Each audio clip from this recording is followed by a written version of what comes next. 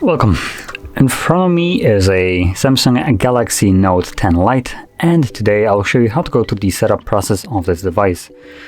Now, when you boot it up for the first time, you will be presented with this screen right over here, and all you need to do is start off by selecting your language right over here.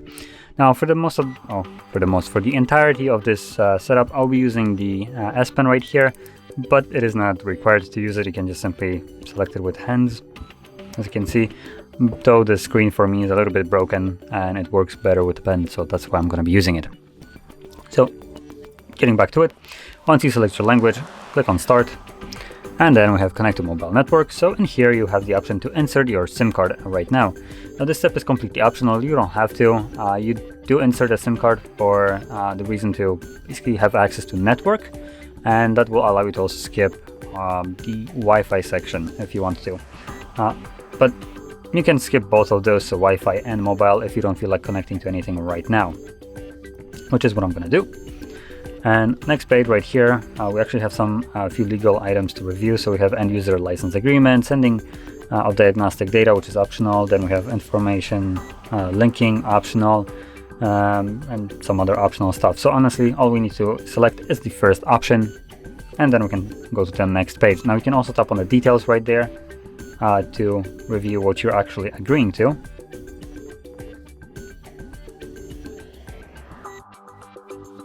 Or normally you would be able to, but my screen is broken. There we go, finally managed to click on it.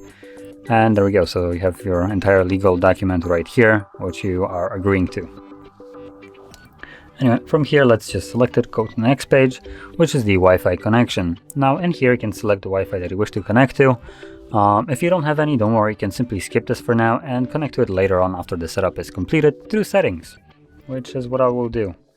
So here it takes us to the copy apps and data. This will allow us to restore our device. So if you have some old device that you're upgrading this with, then all you need to do is download their app switcher, I think, whatever the app is called, and on your old device, and then just link the phones together and move all the data from your old device to this one. It's fairly simple, straightforward, and the device gives you a step-by-step guide on what you need to do. But I will select Don't Copy and set it up as new because of that. Then we have some Google services. We have location, scanning, and sending user and diagnostic and data. Now you can read exactly what these do by tapping on this arrow right over here to expand this. And if you don't like it, at the end of the day, you can disable it. Same goes for the rest, and you can go to the next page. Here we have Protect your phone. So this will allow us to set up a fingerprint, face recognition, PIN, pattern, or password. Now, if you're planning to set up fingerprint or face recognition, you are still required to pick one of the three below ones, so PIN, pattern, or password.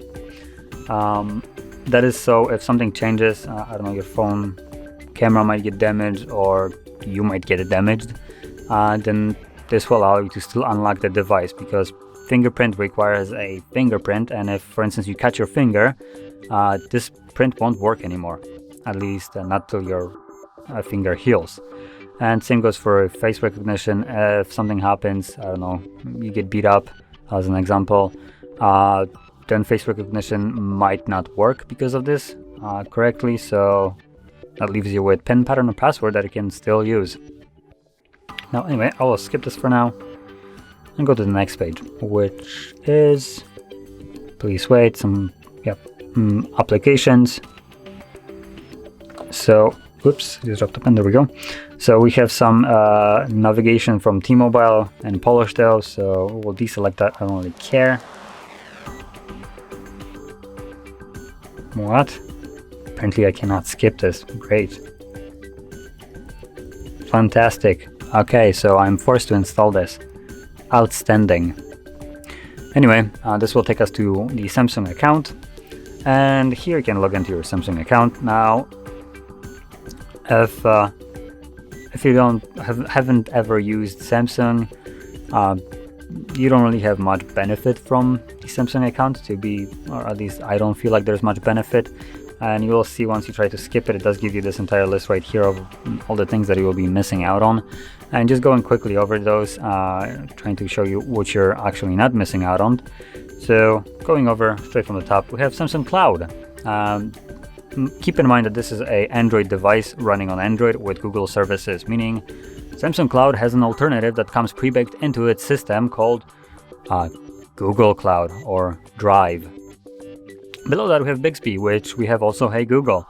We have Galaxy themes, and now this might have some kind of themes that you can utilize, but then to be fair, we have entire Play Store to play around with and theme our device to our heart's desire. Below that we have Find My Mobile. Find My Device is also part of this device, which is just a Google service. Then below that we have Samsung Pass. Obviously Google allows you always to save their passwords, and this is the same thing. So again, another useless option. Then we have Galaxy Store. Again, the entirety of Play Store is a better alternative than this. And last you have Secure Folder, which might actually be the only reasonable thing here.